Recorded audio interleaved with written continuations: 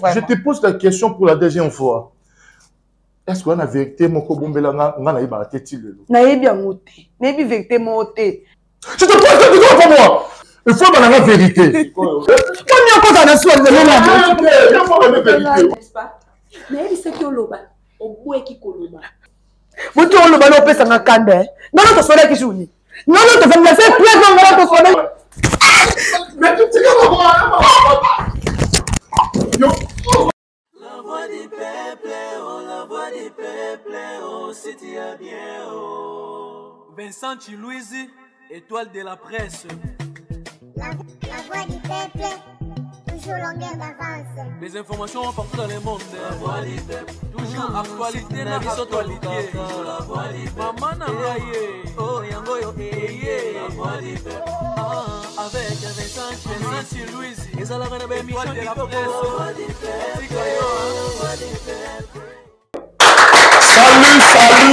Salut, bienvenue, chers amis téléspectateurs, dans votre émission préférée, Vérité en face, dans Katia, chaîne Abisso, la voix du peuple. Je commence cette émission, na repesa merci, na bandeko nyonso oyo, na dernière émission, yo batika ki na j'aime, parce que c'est vraiment, au-delà de la émission, tous en a posé à la réaction, en tout cas, je dis merci parce qu'au fur et à mesure, tous avancé dans un monde année, tout baza vraiment motivé pour soutenir cette émission. Et hier déjà, la vérité en face de Lansaki, il y a Soukanache qui n'a programmé qu'on a 18h. Et avant 18h, avant que émission, on a déjà plus de 100 likes. C'est-à-dire que les gens étaient motivés pour ça. Et j'exhorte na bandeko tout au botikali parce que là, je vois net suite au Tchelimno à Aden, au Ezo de Kasikoyo. Je sais que vous aurez encore notre vérité en face et au côté même avant au Sali, mais suite au à Aden, Namoni, déjà plus de 20 000 personnes battent l'émission et Namoni 1000 et quelques likes. Alors que moi j'attends 20 000 vues et 20 000 likes. Donc, nous avons la vérité en face, soutenir l'émission, nous cliquez dans j'aime. Cliquez sur j'aime, moi vraiment. Dans les autres systèmes, pourquoi? Parce que tant que vous cliquez dans j'aime, moi que vous contribuez efficacement pour l'avancement. Il y a émission où tu es la vérité en face. Là, vous êtes content. Il y a un moment toujours ça, on a plateau moko ya kitoko. Et c'est grâce à vous cliquez dans j'aime, moi. Et au-delà de ça, na IP le lona senga de manière spéciale. Tant que vous avez la publicité, vous avez parce que à cause de la publicité, on a des la capacité, il y a aussi maman Kitty, il y a aussi la plateau boye, des autres donc en tout cas, ce qui est côté, vous sautez en côté parce qu'il y a un des moutons. Et vous savez que tu continues aussi le programme la bicho. Partagez cette émission na bandekono na WhatsApp, partagez cette émission na page Facebook nayo, c'est la moindre des choses que tous les na munabino bandeko bozotala et nous sommes reconnaissants na ba oyo bazosala déjà pour nous soutenir programme Oyo Vérité en face. Retrouvez cette émission tous les lundis, le dimanche na 13h et puis le vendredi à 8h na couleur télévision Tam Tam d'Afrique et bandeko bazana Brazza, bandeko bazana Kinshasa, c'est-à-dire na ba télévision na biso locale. Mais à tout moment, nous avons la possibilité de la vérité en face. En dehors, il y a un programme, il y a la télévision. Au Kogi Kota, on a la chaîne Abisso, La Voix du Peuple, site, il y a bien. Retrouvons-nous juste après élément au poteau évolué dans l'émission Abisso. Merci.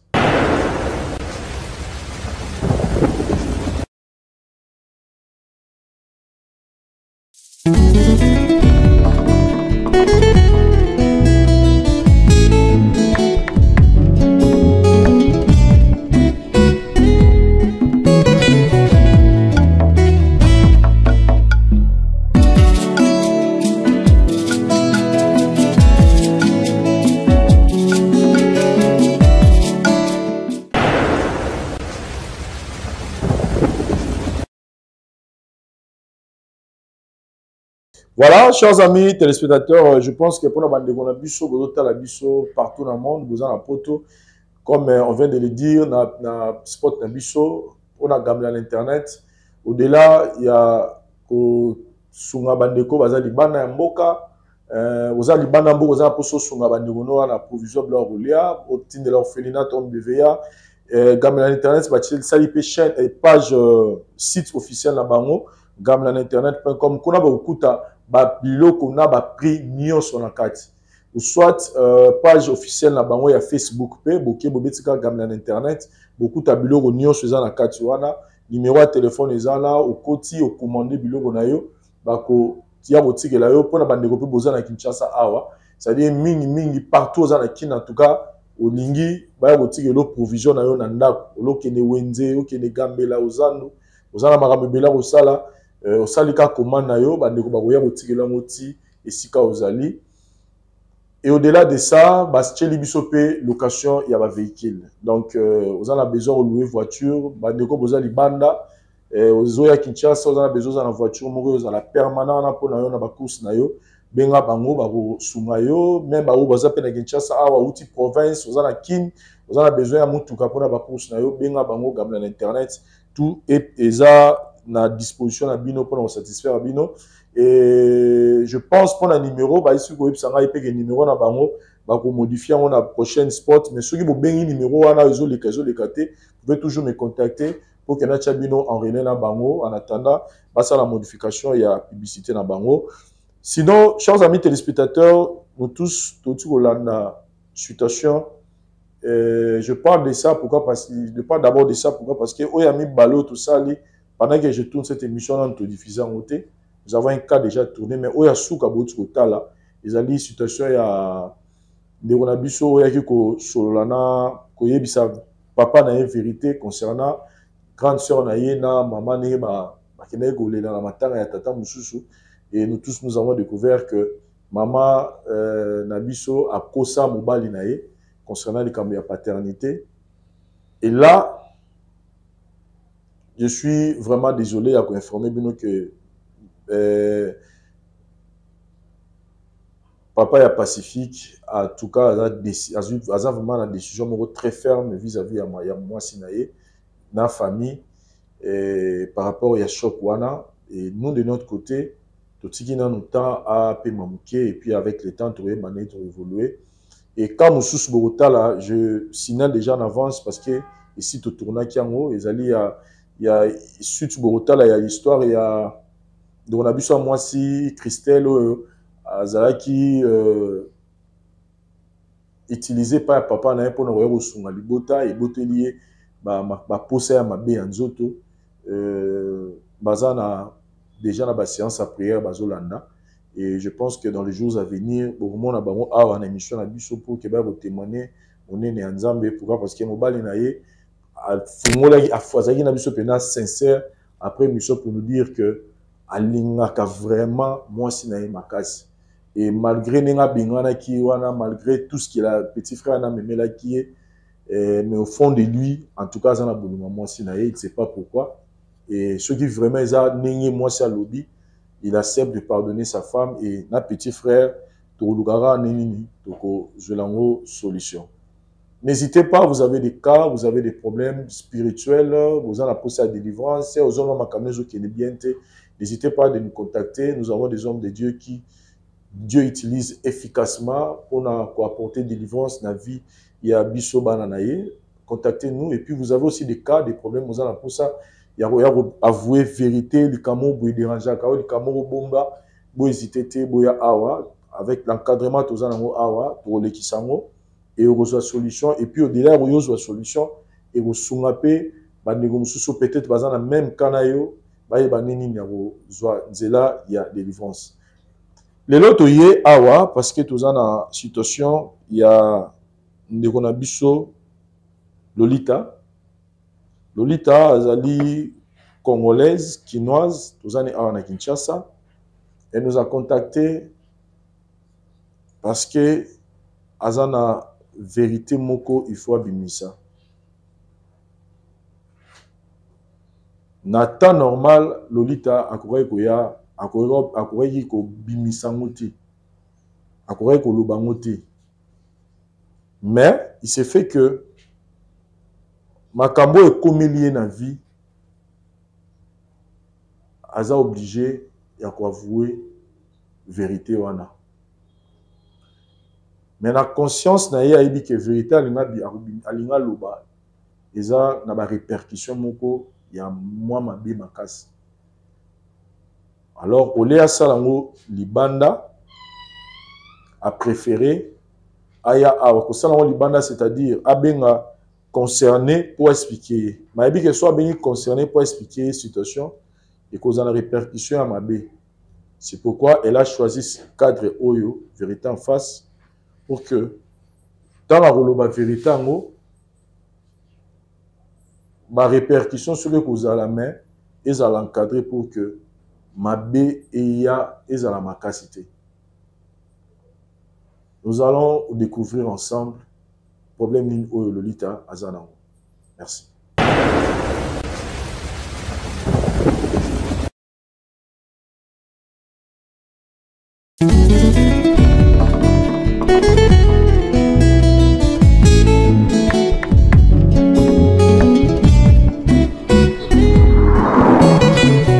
Bonne nouvelle pour la bandeko nyonso bokozwa libaku ya kitoko ya kokutana na élément oyo ndeko na bino Vincent na kosala bino.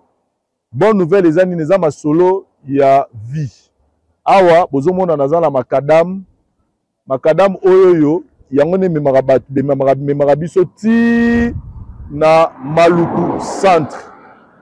Et memaka biso na Maluku centre, c'est-à-dire bifurcation ya boulevard Lumumba. Oyo nzela mso eke mbaka na tiba nzela banundu oyo ne memaka biso ti na Maluku centre. Lisolo ezali espace obo moni ezana simalanga oyo ezali bongo concession bazo kata mapangu 20 sur 20. Oyo ezali opportunité kitoko pona bino, pourquoi? Parce que mapangu mingi to ya kosombaka awa na ba maluku côté ya Maluku awa ezaka mingi fo kota na mutuka okoti na kati. Mais oyo eza opportunité kitoko ezaki nde botomona mituka ezoleka awa. Donc concession na biso ebandi kaka na makadam oyo tokokatisa na daril po tomona yango bien, c'est-à-dire concession na biso ebandi na makadam oyo. Donc nde toza awa ebandi awa tokitango tina sekuna meko kitango sekuna ya sango kitoko nango eza ke toza peka na makadam. Donc toza eza arc. Donc arc nyonso ne pesim etali makadam et kiti sikoti na seboye 20 sur 20, $4,500 américains. $4,500 américains aujourd'hui le pango na yo 20 sur 20. Bandeko bakoma koloba ngala osoma le pango la Maluku na yo la Maluku te. Botala erreur bosalaka. Lelo investissement et l'équipe mabele ezate partout dans le monde. Moutou a resoma le pango na yo $4,500 awa. 1 heure du temps ou 2 heures du temps après, soit le gars teka yango oteka sous 4,500 te. Alors que mbongo yo bomi na banque, sur 25 ozali 4,500, sur les comptes courants, après une année au tango et commis peut-être $1,000. Sur les comptes épargne, peut-être babakiselo $10. Mais awa, car à 1 heure ou 2 heures du temps pour sombi, malamongo bénéfice commis parce que ils appellent à cadre investissement. Donc, pour la bande ko bazana posa ko tonga banda kuna bango ya ba rêve na bango. Parce que les gens qui chassent les enfants, pourquoi pas que ton andaku ya rêve na yo nengo lingera lupango nezala? Pourquoi pas au bon mambo na yo na mabele parce que bilobi nini rozalate? Et surtout que les espaces mo déjà développé bande komi bazala banda a basi batonga courant mai makambutu eza kitoko makasi. Donc awa tozali pour na ba contact nyonso bureau na biso ezali bongo na commune na Lingwala. Avenue Talembelembe numéro 256. Botunika la flat hotel Tenazia, donc ils sont non loin il y a commune, il y a maison communale ya Lingwala. Donc boye wana bokuta bandeko bazala pour repesa bino be explication lisusu bolingi to bo bengi biso na nzela ya téléphone na ba numéro o boni to tili bino na se. Visite ezali bongo chaque dimanche na charge na biso bis ezali wana pour na boya faire visiter bino esika na bino. Ndeko welela parce que awa tozaka na 229 parcelles ya Pamba. Donc 229 parcelles à Pamba neza awa na kati ya concession oyo eza opportunité pour nous parce que oza tout près ya makadam. Donc makadam ozomona oyo soko continuer tout droit au keti na Malukuville. Donc toza Malukuville eza mwa musika na sika biso tozali. Welela ndeko siko zali na poto partout même na Kinshasa awa yaka kosomba mabele na yo tonga ndako na ya rêve to yako bomba mbongo na yo na nzela mabele po lobi yo ka bande ko bénéficier. Donc pour plus de contact na lobi benga biso to boya na bureau na biso. Merci.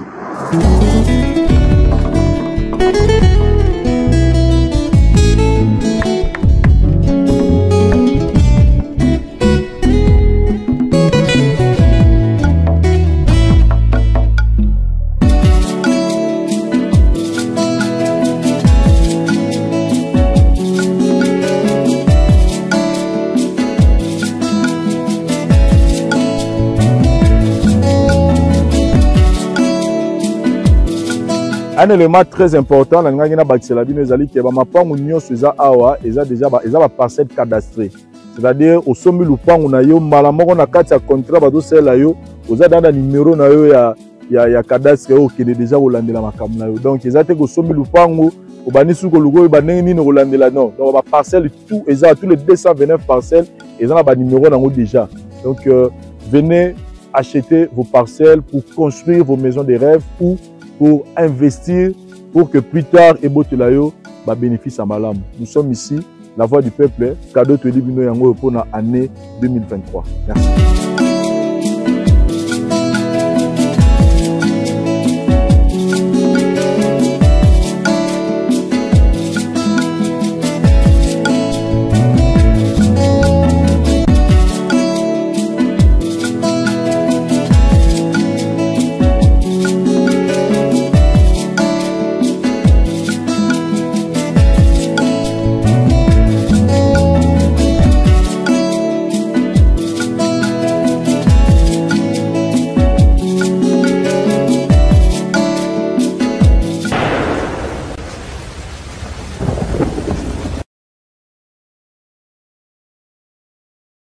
Voilà, chers amis téléspectateurs, nous sommes de retour à Plateau Nabiso pour continuer notre émission Vérité en face. Nous vous exhortons, chers amis téléspectateurs, à travers le monde, que l'investissement immobilier, les alliés, investissement, il est qui nyonso mutakosa la vie, peu importe combien sur ça, mais où il est qui immobilier, c'est-à-dire terrain, mapango, exact. En tout cas, espace auto tcheliminoana maluko, bosala lumbango. Parce que les gens bateau va comprendre. Moi, ce qui m'étonne, dès que nous avons les gens bandeko moko, baza bato ya libanda me baye, baza sur le point de conclure na biso marché. Il y a plus de 50 terrains. Nambala moko, mutu moko, mais aza congolais. Aza nekara oui, azo travailler na ba congolais. Maintenant, on se pose la question. Biso mo ba kolombo katolo, ba eza musika, mais bato ba uta ba mboka mususu bazo comprendre importance à côté. Et l'avantage c'est que bandeko baza la projet au sein la société moko wana. Donc ba terrain oza etikali wana, bosa na lumbango ba kozwango parce que bato ba roya au sein la société wana ba kozana pour ça on vend la peka à pemeni wana. Donc sombi terrain na otominda comme il y a 2 chambres, 3 chambres, tu as la condition bien. Dites-vous que vous en avez locataire nous déjà pewa au sein la société wana. Vous avez la plus avantageux pour la bulle. Donc contactez-nous. Le numéro to chaka na publier to na publicité wana. En tout cas, je pense qu'ils auront toujours ouvert. Mais au cas où il est quitté, vous pouvez toujours me contacter aussi pour vous donner encore plus de détails dans le Cameroun des années, tout ça va descendre tous les dimanches pour nous relaxer bandeko et descendre sur un moutuka to tchara gratuit. Aller-retour dans le foot annuel le retour. Tinim de konara yé atali ceux qui vous se payent nango to sali à faire. Situation to za nango lelo awa na vérité en face ezali à Nonabiso Lolita et je vous exhorte de ne pas avoir de préjugement na problème auto traité parce que vérité prédominera kaka. Ezali kambu ya songi te, ezali kambu ya motema mabe te, ezali kambu ya jalousie te, mais des fois dans la vie on se retrouve dans des situations mususu, on est obligé de tout avouer. C'est le cas, il y a madame Lolita que je me tourne directement pour na Royambayo. Bonjour. Bonjour. Ça va? Ouais, ça va. OK. Bien na otu ebisayo, je pense que ma loba na otu loba ya on a loba kinayo. Vous allez à l'aise, au ligno sauver vie à Moutou. Vous allez complice et à Mabé, et ça sera vraiment intéressant. Comme tu t'es décidé de parler, nous allons vous aider pour que nous soyons le cas. Mais tout doit venir de toi-même, n'est toujours solo la awa. Lolita, ni n'aimez mieux l'émission. Bon, merci. Bon. Premièrement, merci. Donc, il y a un peu de temps en face. Nous avons un problème qui nous dérange. Moralement, physiquement. Et puis de moi-même, je me disais que comment on peut bomber les cambo et tikala tant on l'a eu. Nous avons senti culpabilité mon réseau là franchement parce que on est des humains. To éviter comme la vie sur lobby. Donc on fait les cambo boité, ce qui ne s'en va au benganga lelo to lobby. Donc il a tellement bien fait, il y a tout le monde qui a salé ninga pour bombarder. C'est l'histoire de ma copine. C'est ma meilleure amie d'enfance. Rose Ngalola. C'est ma meilleure amie. Ami d'enfance na yo. Oui, tout le temps, banda école primaire, ti humanité, tout présenté ensemble. Et il y a Joaquin Grâce, qui voyager, à qui Lubumbashi, après comment on croyait qu'aux gens. Mais même si avec une musique, on a un de côté. En plus, Rose a ébignon soyanga, on a pu ébignon soya Rose. On n'a rien à cacher. Ceux qui n'ont pas que Rose a lati peut-être soutien et à couleur bondima. Pour les tout bando cola. Rose a deux y a pas d'ambition, a joué n'a pas d'ambition qui pas n'avant, a joué les classes. Et problème de ce bando les cas pas n'anga Rose a eu. Bando les cas pas Rose n'a n'a ébaki. Papa, franchement, je sais pas. Vraiment, nazo c'est un mille esquisses, peut-être on a battu dans l'émission, dans mon anga bête. On a sonné, peut-être on a détruit le foyer à tout le monde. Rose, c'est ma meilleure amie.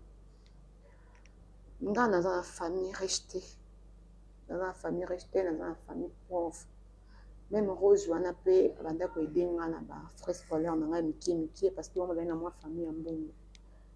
Mais je vous attends, mon Rose, tant que 6 classes, avec une copine et mon con, on a vivre à ça. Ce que copain a vraiment un bon côté. Un bon côté par rapport à la famille à Rose. Bando linga copain a été bando pc l'hôtel bando promettre caca qui est trop ça là pour ça même ça les a été donc azali avenir te ne ba avenir te ouais de ba maman na miso boye alors que ceux qui total à venir à mutu na lokola ki tala tala mais to sikara batuti pour lobi ya mutu mutayi bien mota pa nzambe azali petit le lopé azan ngote donc on a encore benga aza gigolo donc OK ba ja base mi balo ba dépendre na mbasi ouais c'est ça OK. Et Rose a qui doit fiancer c'est kakendaki nakotanga komba mbala na qui joyer na Lubumbashi fiancé wana sepeli na e alobi abala Rose ba se décider non parce que famille za na ki wana Rose abenga non lobi ta nazo mobali na bakenga ba photo batinga non na apprécier azamba kitoko sala nino aza penda na poste bien wa ba senga pa mettre promotion na sala fois bala na ebisinga biyaya ozalaki na mobali moko abanda koambrio awa ti lelo mpe akosa oka ndoza na Lubumbashi papa moyo ndima noka ye bobalana yalobi yaya ondima tobalana mena ada na mbangi abi wana aza mobali te atikala obima ni fiancé azalaki aproposant ti lelo aproposaka okaka me abalaka te epuis Rose ayebisinga d'accord nakopasue na pokwa bosolola ntango aye bakutani mobali ayebisinga papa vraiment mpo na nga Rose akoma famille wana ngalula nanga camarade nanga vraiment pour ma famille donc il est Rose et linga donc ndenge nga mona ndimi Rose avec déjà d'accord oh d'accord mais routine lettre après Rose a ekoyaki donc ayekin basali makambo nyonso bapesi dot makambo tout ce qui me fait mal jusqu'à aujourd'hui parce que Rose a sali kamo quand même pas retourner na vie nanga Rose bakutana na ex na wana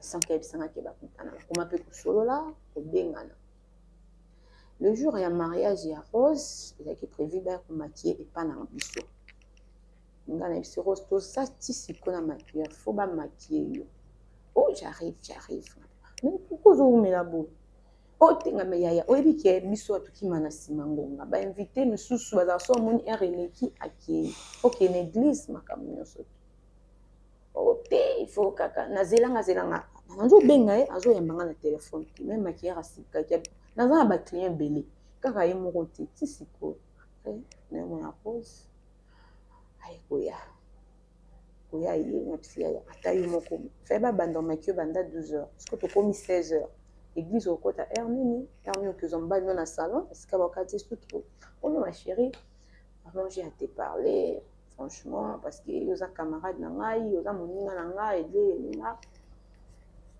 to kutana ki na bakutana na mbali Claude tu étais avec Claude oui biaya pour la mariage que kutana ex non on a fait vérité to kutana mais vraiment bandeko nanga bolimbisa nga nazokoka te ezosala nga mpasi nazokende papa. Très bien.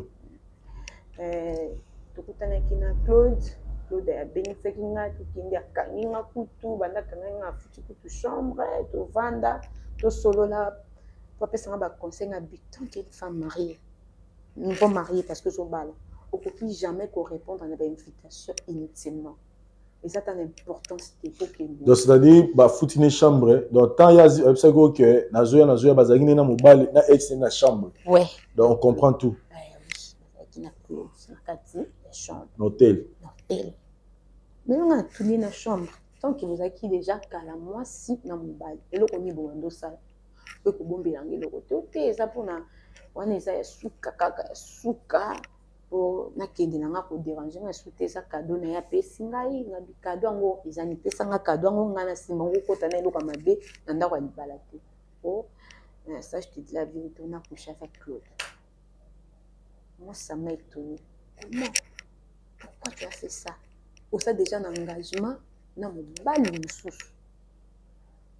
Mobali mususu a doté, pas déjà ça doté que les longs des arts religieux. Pe bazolinga ba makio ko boke l'église. Mais il y a des gens qui ont été couchés dans le bal. Ma chérie, je te dis, c'est sérieux. Donc, au bon beloté, aux camarades, on a bon beloté pour passer une journée utile. Jour et mariage, non? Jour et mariage. Moi, ça m'a étonné, franchement. Même tout n'a vu pourquoi. Et puis, je pleurais. Bon, on a trouvé qu'on. Donc, on a trouvé ma vie. Mais protéger comme nous en ayo. Oh bomba kaka yo za camarade nanga we bien yo elinga yi bomba kama baka na bombi. Papa Roberto aza mobile mo malam. Banda Rose akutana mo mobile wana makamno sa Rose échange même niveau ya Roberto alinga ma famille na pe azwanga lokola ndeko ya Rose. J'avais un problème très sérieux. C'est-à-dire,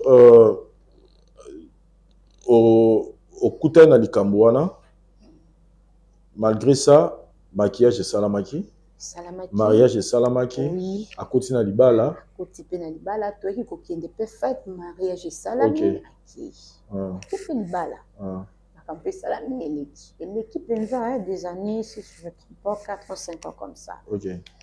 Non, tu as un problème encore. Petit frère, tu peux la sérieusement. Sérieusement, ça fait déjà une année et demie. Anara Koufa. Nathalie, la famille à papa, la famille à maman, et un peu de moyens qui na l'outil. Mais si même dans la connaissance, on a la possibilité. J'ai demandé à Rose si elle peut aider. Non, c'est ça, Robert. Est-ce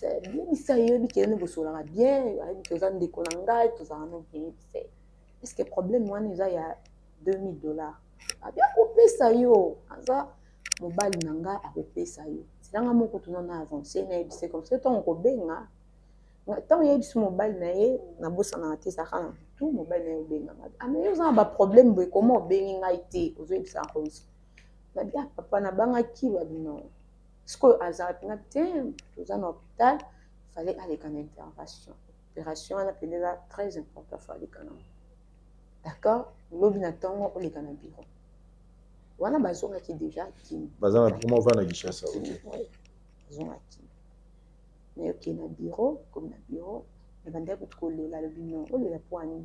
Que y a pas battu aux yo aux minga ya rose, aux déjà ndeko ya rose. Ce qui problème ça. Babi nyonga libala ici la raté. Oh non c'est ça quand nous faut ba nyongo la c'est qui singa lo nga ba stress quand il est là. Et ça enveloppe il y a $2000 ici là. Et qui na bon wana na hôpital. Na pesi médecin. Akam. Et nous ndo là en bon ngo zongo wapi. Na pino na ça ba connaissance.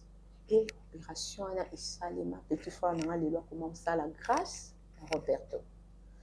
Et Roberto m'a engagé dans ça à travers connaissance de l'émeraude.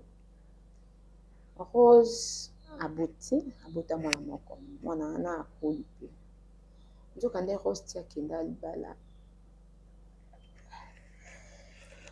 tiakenda libala azalaka na zemi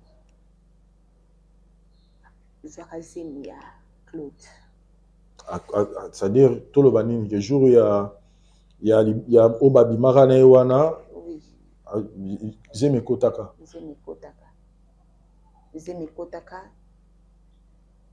abisanga palobi oza camarade nanga obombelo te nde naza boye mwana oyo azalaka mwana ya Roberto te azalaka mwana ya Claude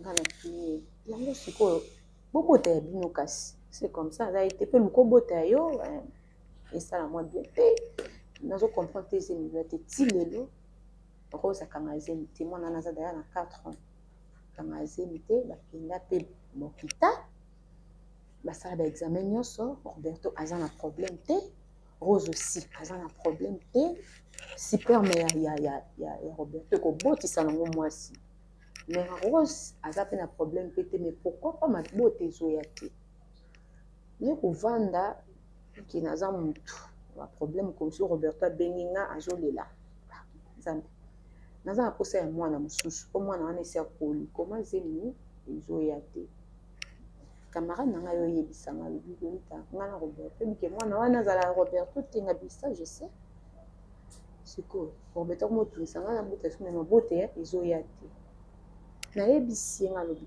yaya ezonga na nsima tano mpe bien toza bato peut-être makambo oyo osalaki na veille ya mariage na bino peut-être na wana te conséquence oyo zemi ezoya te ono komeka même pas koloba ngo komeka tata mokolo moko te komeka koloba ngo ozakanga bino nalobi na ndenge mabe te ezaka juste conseil zonga na moto est-ce que moi eza toyisa mobali na oke papa boye peut-être ça je ne peux pas dire ça totika eka azaka bongo ebaka mwana wana ya ye siko natali papa nde naza boye nazokoka te natali babienfait ya Roberto oyo asali epa na nga nazo se sentir culpabilité moko vers moi yango nayeki vers bino je sais pas donc toza bato nasala nini nga nayebisa bino fo nalobelaka Roberto vérité ke mwana wana azalaka ya ye te abimaka na ex na Claude yango omoni bango te ezoya te mpe nazokoka te po ata lelo ndako tozovanda soki ezalaki Roberto te apesaka leki na nga mosala te peut-être na nga nazala oyo naza te koparaître donc bien fait à Roberto na vie na yo nde poussé yo au limako kobimisa secret ya camarade na yo dans le but ya sauver Roberto. Ouais. Na camarade na aussi parce que moko kokoka te aromona ngo pe mabe na yebi mais eza nazo aider peut-être ya zo koka koloba te nga moko na loba ngo peut-être na bi vérité libéra mutu soka lobi vérité peut-être en joisir parce que mobali abimisi mbongo ebele à honorer. Donc selon attendement na yo après mariage non donc après zemi ya liboso ti lelo ndeko na biso mwasi Rose azwa sous zemi te ata ya mbala moko ekota te kaka oyo wana ya mwana na bota liboso kaka mwana wana ndenge akushaka na ex na ye wana ti lelo sikoyo ntango azoloba ke mwana wana aza ya Roberto te eza par rapport ya nini kaka ndenge biso na babino basi bolobaka ke boyebaka batata ya mwana ayebi ke na badate na ye ndenge akakila amonake Rose age mezemi ya Roberto te toneni bon ayebisaka nga ntango bakushaki na Claude azalaki déjà na 14e jour na ye mais comment Roro ndima kosala yango bongo alors kayebi ke ezalaki bajour na ya mabe lobi ke mobali ayebisaki ke eza cadeau oyo azopesa ye cadeau azopesa ye mokolo ya mariage mokolo ya 14e jour ya mabe séparation bamona na su te cadeau na ye yango wana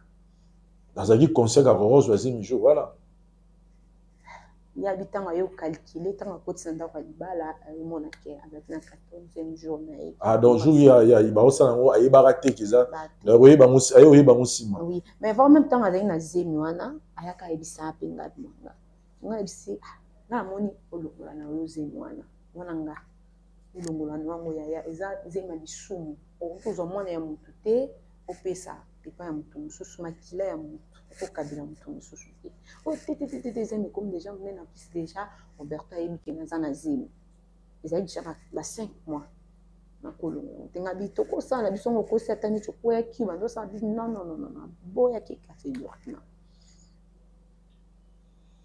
Et monsieur Claude Azarap, nkolo mwana wa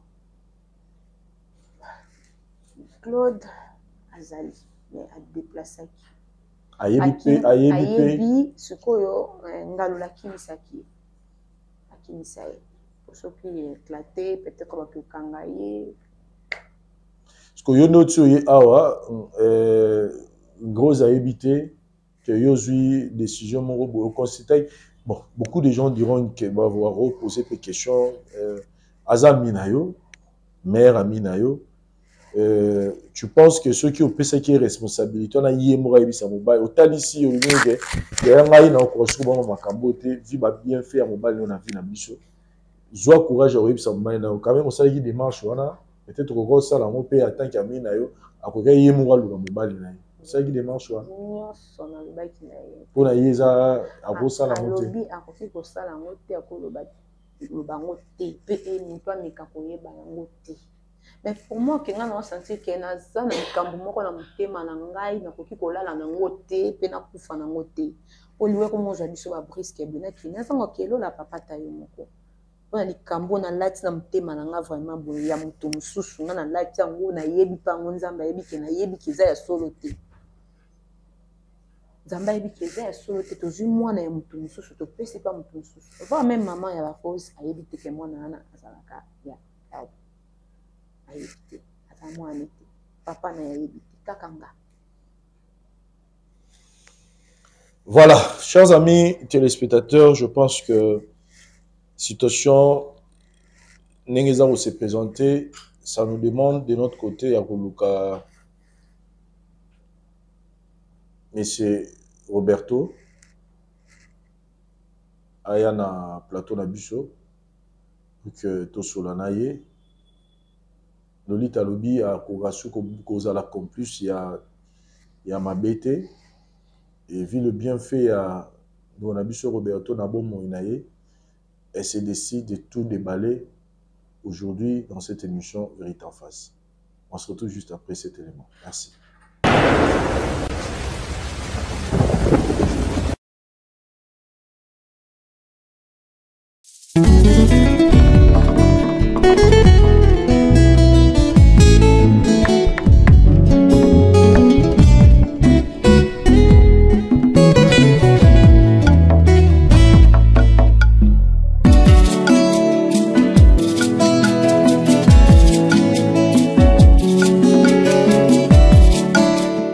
Voilà, chers amis téléspectateurs, nous sommes de retour dans plateau Nabiso Vérité en face pour continuer notre mission avec Nabiso Mwasi Lolita. Nous avons signalé à Kibino que nous avons besoin de la présence de Nabiso Roberto pour que tu continues au solo là. Nous avons épargné les premières étapes de Zaranango pour que tu déco Roberto Nimarovanda et pour que tu solo là. Et merci une fois de plus, M. Roberto. Bonjour. Bonjour. Et merci de nous accepter et de nous enregistrer ma caméra solo là. Et nous avons dit que ils ont plus pour l'intérêt nayo, ils ont pas preuve nayo. Nous sur le Obama ah ouais ils ont été que baloba qui kak. Mais ils servent comme preuve que vous utilisez ceux qui besoin de nous monani. Et question à l'évolution dans retour na c'est vrai que tout na qui avant mais comme toujours enregistré sur la ligne na bas de la moment bouquet. Vous aurez reconnaître de quoi avant une émotion à Bissou et à moi aussi. Oh, très bien. Loli, ça va? Loli, bien. C'est. Avant camarade, il y a moi aussi dans la Rosette. Ok. Camarade à Rose, moi aussi Nayo. Ouais. Ça va dans l'Ibala, dans la Bino, tout va bien? Ouais, tout va bien. Tout va bien. Ok. En fait, Loli t'a baigné awa parce qu'il y a une situation moko. Oyalinga qui a solo na yo et nena autorotalisa yo biso tosala cadre oyo mpona kosunga bato baloba vérité ya likambo secret likambo ya bomba eyebi ke eza mabe eza ya pasi tosungaka bandeko. Et elle nous a contacté par rapport à une situation concernée yo personnellement. Et yango to bengisaki yo awa pour que ezala te ke biso nde tolobi mais ezala ke ye moko Lolita azwa courage ya koexplike yango pour que ensemble toluka koyeba nini tokosunga yo na tokosunga ye na problème oyo aza nango. Mais au banc Shanghai, la caméra, pour, je ne sais pas, les Linda pour revenir à la maison, qui est en place pour les gens. Roberto, maman, je te demande d'abord pardon. Nalingaki et ça les maboy. Parce que je préférais qu'il y ait une vérité en face. C'est quoi la vérité en face? Est-ce que tu as allé? Ok. Est-ce que tu as allé? Bon, namoni ko bomba iloko moko. Je dois sentir culpabilité moko vers moi-même. Ça me fait pas bien. Et on a une qui na lobango awa on a se lâché. Je sais que ça l'a pas si pégozo qui ça yo. Premièrement, je te demande d'abord pardon. Pardon. Au banc Shanghai déjà, moi déjà le bénard au banc Shanghai, dans les vérités, dans les sois tout, je ne sais pas dans les bâtiments. Au banc Shanghai non. Yo okoma yaya nanga, okoma papa nanga. Oyo sali na famille nanga, voire même famille à papa nanga et maman nanga basala yango te. Oyo le bango na biso ba c'est déjà wana mama biso. Et puis que nous beaucoup ma famille, nous avons une famille, soit ya mama au Mexique, na mama au Mexique là, on a besoin d'aller mais la biso ba politique quand même. D'accord. Et donc on a ngana loba naza reconnaissante. Na onyoso osala na famille nanga, osali leki nanga lelo tozo à logement, place à kovanda ya bien. Tovandi na leki nanga grâce na yo. Lelo leki nanga zo msala pe akoma kofuta ndaku. Tokoma kotia action na ndaku, eza pona yo papa. Je refuse pas. Comme nanga ezaki hein. Pourquoi le bango na miso ba tubuité? Pourquoi? Oui, bien bien ba gère nanga na lingration na sali mutelo ko ba yeba ibate. Hein? Pourquoi le bango na miso ba tubuité? C'est déjà passé. Non, ils ont pona bongo te. Ils ont pona bongo te ezali likambo moko senga kana do bango awa. Ah bon? Oui. Le senga kana do bango parce que est-ce que tozali tozana ba sala nzambe, tozana ba pasteur, on va côté à biso, en relaxation de toko sala. C'est pour cela na bukaki bango pour to kabola likambo oyo. Ouais, encore le bas. Les jours et un mariage na bino na Rose. Oui. Et soit à moi tant mort boye sur bosante aussi les gars même aussi quand ba ki okota susu na église te pour Rose a umelaka. Oui. Donc a utaki sika utaki ayeke fana ngai. Aïbi singai ba. Auta isikani parce qu'il y a qui est pas na bino bino ko sai ba manèvre na nyon so awu mais ya on a sikala. D'accord. Rose tango autaki auta pas na bango ayaki directement pas na ngate. Rose azaki quelque part. Na ex na ye.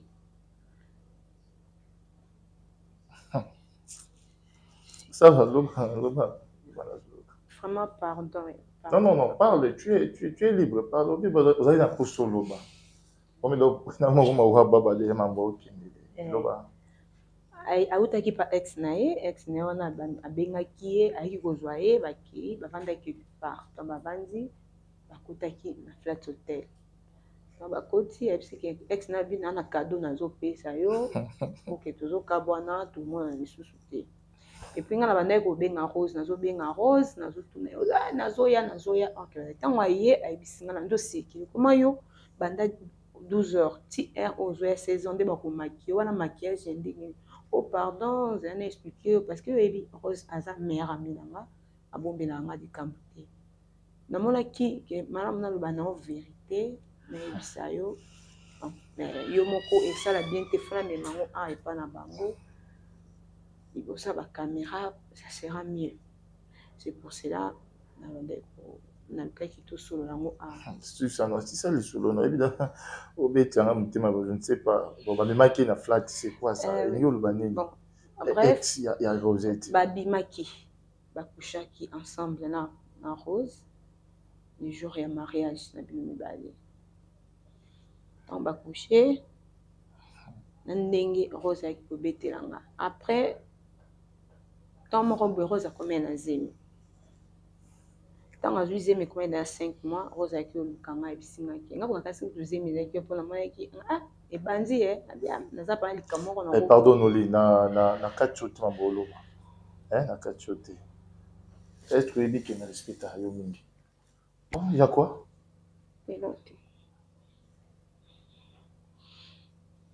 tu sais que na respecta yo mingi soki loba ndeko nanga oyebi mpe ke na considéra makambo na yo olobaka mais pourquoi osesamba avanti na miso ya bato te nazoloba oyo eza vérité vérité comment oui ça mais soki ezali vérité il faut pas tosolola yango esika bato baza boye mais awa eza vérité en face il faut naloba vérité parce que nako bomba te eza likambo oyo esali eumeli mingi loba non 600 non ntina suka 600 ekomosanga da mabe ntango azwi zemi ayoyebisangaki zemi wana eza ya yo te abeti calcul ke bino na le même jour wana bokushaki te bosalaki approche 2 jours na bafatigue mosala nde bomataki avion koya bosimbanaki te soki ntango abeti calcul ke zemi wana eza ya Claude mwana oyo azalaka na ndako wana azalaka mwana te pardon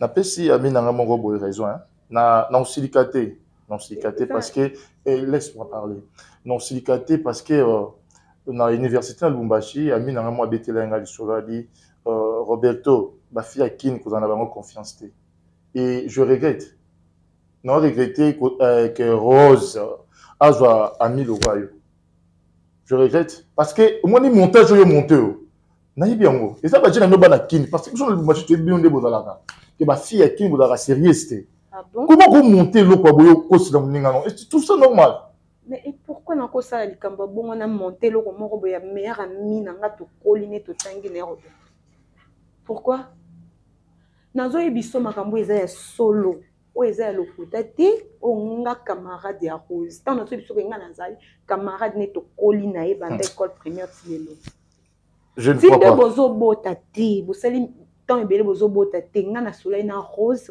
yebisenga na ndenge obenga nga na bureau nozoloba na yo oyebisanga baton leke ebele ozo bota te eza nini okendaki bokende ba hôpital abe boza bien pourquoi pas bobota souté pour moi na ka moko poso bakisa na yebi so mona kati titanga ezaka ndenge nini écoute-moi réfléchir un peu non nazoyeba na lobby merci ko na oya kosa te comme na makambo oloba ozuiba makambo ozoloba nazoyeba j'assure. Est-ce que vous avez la balle rose na pesa mbongo na famille na bango est-ce que vous avez makangu na été papa ça va d'accord comme ezate est-ce que tu bengi rose aye awa oloba makambo bon na miso rose nga na isaki rose aloba na bi akotikala koloba ngo te pe na kanga munoko na nga ta mukolo moko te koma na mato ya mobali na ye mais nga pona nga na moni na ba bien fait oyo saleli nga ki pabito na za na ngona mutema na nga na oyo sala biso to komi lelo na ko bomba te na moni ke conséquence au mwana zoya te za pona yango parce que ozobokola mwana aza yo te eza makila ya mutu mususu papa ya mwana wana zo courant ya nyonso OK mwana wana za pe Rose ayebisaki pardon papa mwana na place ça Akima Rose a fait un voyage oyebi mambo oloba soki na kosi parce que nayebi mwasi na ngai nayebi ye bantu na machine na kishasa na sema mnoso nayebi na makambo oloba te siko elekelanga mambo oloba po nzima ke mambo oloba eza solo ozaka na 3000 $ mo pesa ki ke Turquie asomba biloko ayisa ko ke container wana ekoya na mai faux c'est vrai eza lokuta à faire voyager papa et moi wana pour na secret et banati parce que nga nakoya te na plateau boye bato bavandi na bando kosa likambo ya monene boye pourquoi naza convier eloko moko te pa na yo et puis eza te ke na obeta moninga na nga mosinzo mais c'est simple est-ce que nakobenga Rosette S'il vous plaît. S'il vous plaît, chers amis téléspectateurs, tous se retrouver juste après.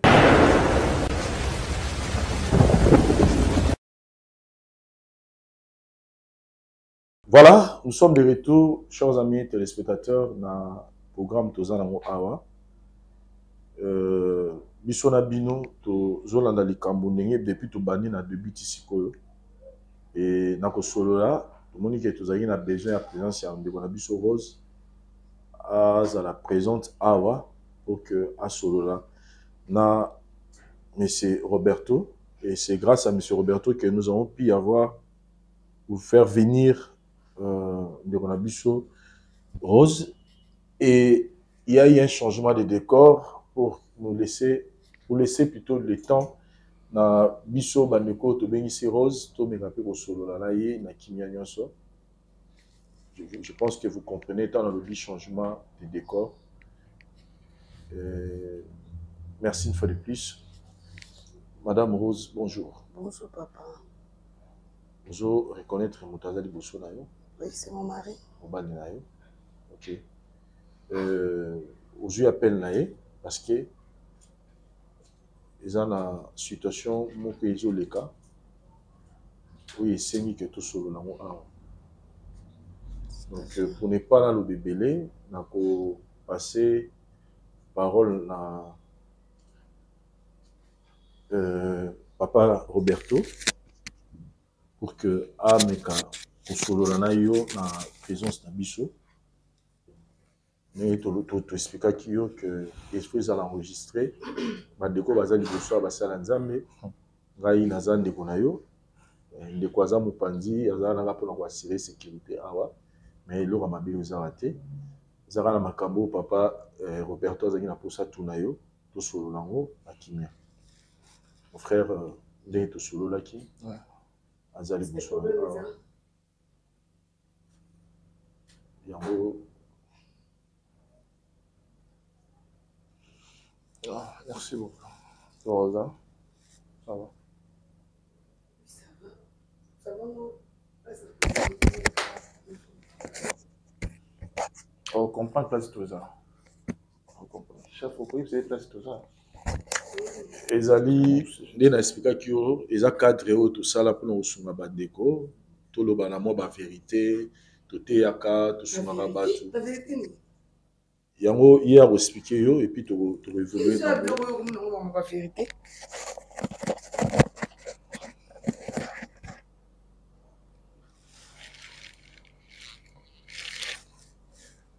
Rosa, tu sais que je t'aime. Mambuyo le balango ah je te pose la question. Tu sais que je t'aime. Oui, naïbi kolinga nga j'aime aussi notre enfant. Je te pose la question, réponds-moi. Donc, non, il va réponds-moi, on va répondre si. Réponds-moi ce que je te dis. Tu sais que je t'aime. Oui. Appelle-moi un abisso. Oui, moi un abisso. Est-ce que tu te souviens un jour, avant 2 jours, tu as yakin, tu as un flat, avant tu as un aéroport. La tuna qui est bisangai, la vérité dans l'union. Et tu m'avais dit.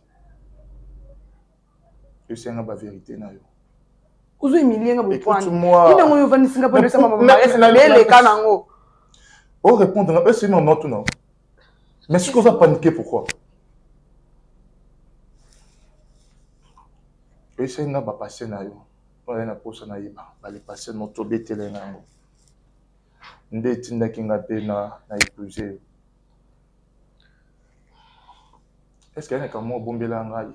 Si ma vérité est bien, si kamini na bombelo na bombelo ti kamini ngo na bomba na bombi ngo na mutema pona bombelo to bala ni kala to ume déjà to kolisi de mwana Rose na non pe na intention au salo mabete ils arrêté no chona ngate au salo mabe ya kolobelo mabe non pe na gangela oti parce que na linga yo mingi je t'aime Nous sommes Je t'aime fort. Je te pose la question pour la deuxième fois. Est-ce qu'on a vérité mon kobombela nga na iba teti lelo? Na yebi amote. Na yebi vérité mote. Na sa pe na boma mutu te lo mote na sa na vie. O conscience na yebi na yebi te. Non de la mwana nani. Je te pose la question pour moi. S'il vous plaît, monsieur, et à ma famille à Batou. S'il vous plaît, non, tout n'est pas moi, moi, ça m'a camoté. Chef, attends-moi les bossons, on a tout. Mais laisse-moi tranquille, moi, pourquoi on calme là? Non, de à moi, nani. Moi, na yo. Chef, n'a évité, il y a un peu de ceux qui bossent en Néni, ceux qui bossent. Je ne sais pas si vous bossez en Néni. Parce que ceux qui ont mon nom, ils ont ma cambo à avoir la souté. Parce que je te connais, na yebi pe camarade lobe. Ceux qui ont mon nom à la vérité. Quel camarade? Le problème est awa, tous en awa, ils ont du solo mourir bétami, du solo mourir bimi, que moi na oyo bozaranaye ya liboso, na kuma noda, azara mwana, il y a monsieur Robert Toté. Nous avons toutes nos questions. Est-ce que ils ont solo? Papa, moi, na biso mi balé, to boti to balani. Pato so bonne to balé, na sisi mbembe, na sisi sisi boti banda. Mamu ni wale ngo sala kata banda. Je vois la vérité parce que mon temps le makambo, am teli banda te. Comment kata bato, moi na za mwana ote. Parce que il y a humiliation. Question quand on tourne, aux assure que moi na wana aza mwana ya no ya papa na mwana e confirme même famille na ngana so ba famille mo ba yebi est na binga na zina zemi na bombele aja mwana za aja ngala bala na siko na zizi no ni mwana ko sele zemi to dedi oyo ni ko milenga boy ataza posa la ngate to ko sata ba mola na million te la vie na béton te na sola la yote. Il faut dans la vérité. Parce que nous chef, pardon, s'il vous plaît. Et ceux qui te côté ici, Moutoumou Awa. Pas vont-ils à Bouzo Babo? Bouzo Banino.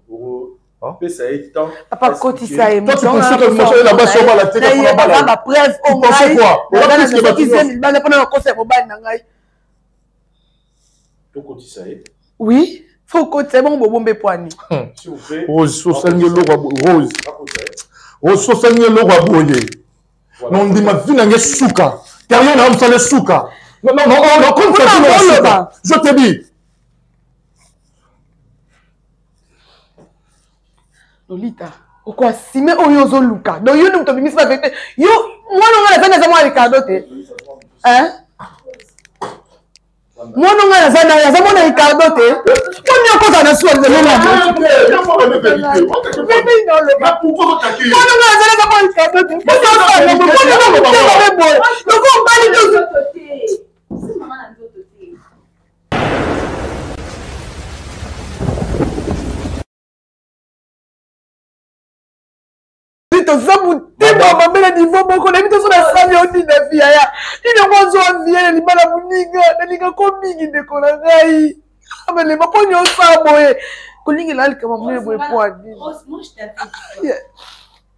On s'est parlé toi et moi, n'est-ce pas? Mais c'est que l'oba, au bout qui koloba. Rose.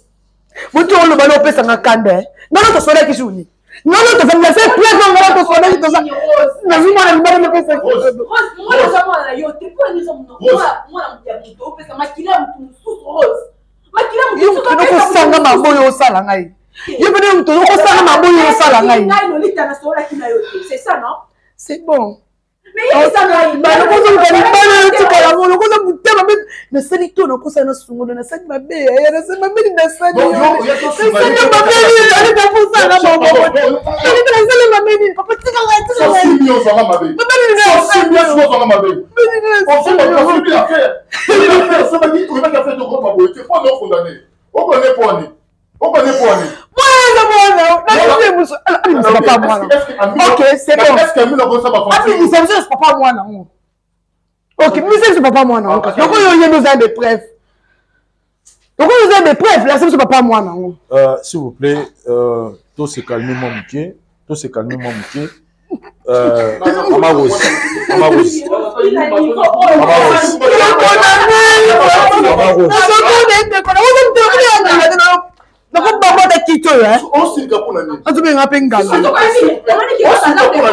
Rose parce que tu sais que tu as fait, tu sais non, on y est bien moi on wangana tellement ça m'a mis sur le couta Rose faut moi me maman on va la patoa bote faut moi me maman na déjà moi na c'est bien balé bota bien balé bota le quoi vie bien balé bota kala boti ukoza mpe on est nomino na kati ni bozaka ndenge moko $3,000 ok le Turquie ok na Turquie au kosanga ko ki Turquie au kosanga va prendre la personne ko ko jamais mobile wala mais tu sais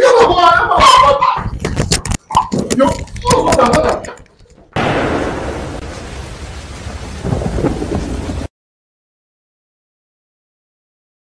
Chers amis téléspectateurs, nous sommes de retour dans le plateau Nabiso pour que tout aussi de ça problème Oyo. Je pense qu'on a eu le temps de calmer la situation. C'est Roberto, tout qui est nango de notre colobano awa makofi kobunda ko soigner ko résoudre le problème. Na beaucoup la jamais moi namba. Il y en a lobby. Beaucoup la ne me dis pas ça. Nous l'avons posté ma camboire. Je connais bien. Je connais la fille. Il y en a déjà proposé Bino. Nabi au fouta. Nabi on a proposé Bino. On a proposé Bino solution pour bien. Yoka. Pourquoi vous proposez d'abord moi nanga? Pourquoi Lelo toza la facilité. On a la facilité biso na Aden. Aden pour la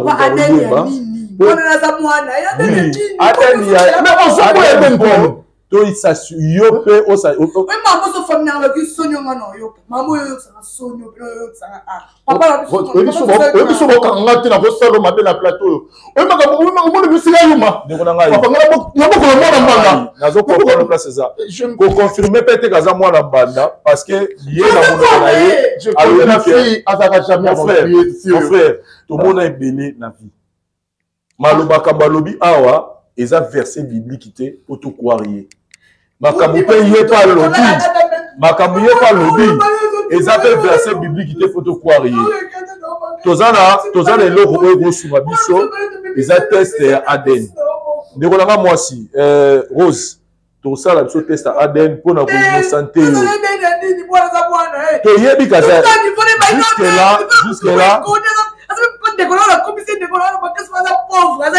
Chef, s'il vous plaît. Aden, ça va demander combien? Et c'est un bon.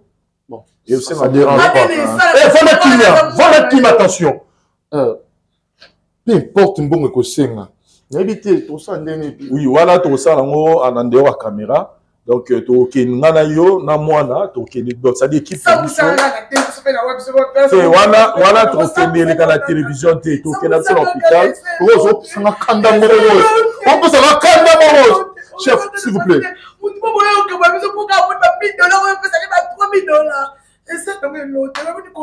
Non, non, joyeux. Bon, en fait, la Bible, l'un des responsables. Ok. Na bala yaza makangote. Ok. Aza mwasi na nga batno subayebi. Ok. Mbongo nyo soit dene senga. Ok. Tu me dis. Et je ne sais pas, ça c'est l'émission. Après l'émission, oyebi singa et on va faire ça. Ça on peut la conclure parce que c'était jamais beaucoup pour moi.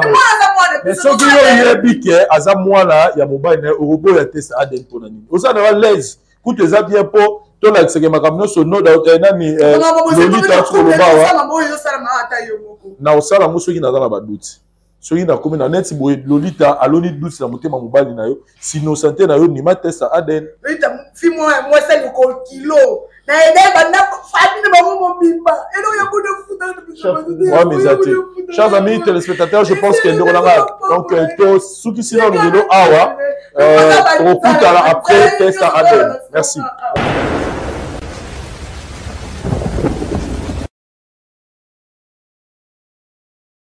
naturel. Dans le œuvre dans le laboratoire CRMTA ou ezali laboratoire médecine spécialisé dans la production il y a phytomédicaments, c'est-à-dire qui c'est à partir il y a nzete na biso ya Congo. Qui c'est nyonso o bozomona awa na CRMTA et subir essai toxicologique et puis essai clinique ou ça la différence na biso na tradi parce que et subir quand même moi étude et belé et puis qui si on est dans la CRMTA ils allaient homologuer le ministère de la santé, c'est-à-dire ils ont la autorisation il a mis sur le marché na niveau ya mboka et puis les bandes ya mboka qui si on peut produire na CRMTA et puis comme n'importe quel médecin partout à travers le monde. Dans le laboratoire CRMTA, nous avons deux branches, branche cosmétique et puis branche médicaments. Dans la branche cosmétique, nous avons dulci au collagène, pour ça, il y a un sérum, un savon, pour le traitement, il y a un tampon, un ndouta, un ride, un poche et puis un cerne. Nous avons dulci réparateur, pour ça, il y a un sérum, un savon, ou CP gel douche, pour le traitement, il y a un bouton et puis pour réparer le poissonayo. Nous avons dulci cheveux, pour ça, il y a huile, un shampoing, pour le traitement des cheveux abîmés, des cheveux haut et baby, des cheveux colorés, ils allaient botter sa soukinoki et puis ils allaient retarder repousse des cheveux blancs. Tout ça un parfum na biso ou tout ça à base de banzete na biso ya Congo. Spécificité nango ils allaient kitisa yo stress na kati ya nzoto. Na branche médicaments tous allez na méamycine, sirop comprimé, ou ils allaient kiss na biso ya ba mib, ba levure, ils a anti-poison, ils allaient traiter ba problème nyonso. Vous allez na biso diazostimule ou ils allaient traiter ba différentes formes d'impuissance sexuelle, tout en éjaculation précoce, dysfonctionnement érectile, manque de libido, azospermie. Vous allez na biso zingenalis, suppo, na comprimé. Vous allez traiter différentes formes de hémorroïdes internes et externes. Vous allez régulariser le cycle. Il y a maman. Vous allez na biso sensifos ou vous allez y a malaria présenté sous forme de sirop comprimé. Vous allez na biso méamycine crème ou vous allez traiter différentes formes de maladies ou il y a ploposo, mycose ou c'est la na makolo ya bana mibali, maladie empêchement palata et pas ya bana, na maladie msou ya loposo. Vous allez na diazolex ou ils allez traiter différentes douleurs rhumatismales, douleurs ya mokongo, paiement, allergie au pollen, ils allez pommade tomuli kombo ya papa na biso tondele diazolo. Vous allez na méamycine crème ndenge na tamaki, vous allez na allium ou ils allez kiss na biso ya tension, ils allez traiter hypertension. Vous allez na borex ou ils allez kobombisa système ya papa, ils allez komisa yango mulai pe monene. Vous allez na menga kiss na biso ya makila ou ils allez kozongisa makila na bato oyo baza na problème ya anémie, quel que soit sorte type ya anémie. Et puis vous allez na tisane Dr Maxon où ils allaient tisane na biso ils allaient traiter ba myome, ba fibrome, ba kyste ovarien et puis basi oyo baza na problème ya kobota. Vous allez pe na diabéine où ils allaient kyste na biso ya diabète et puis vous allez na anti-poison na biso où ils allaient neutraliser poison na kati ya makila.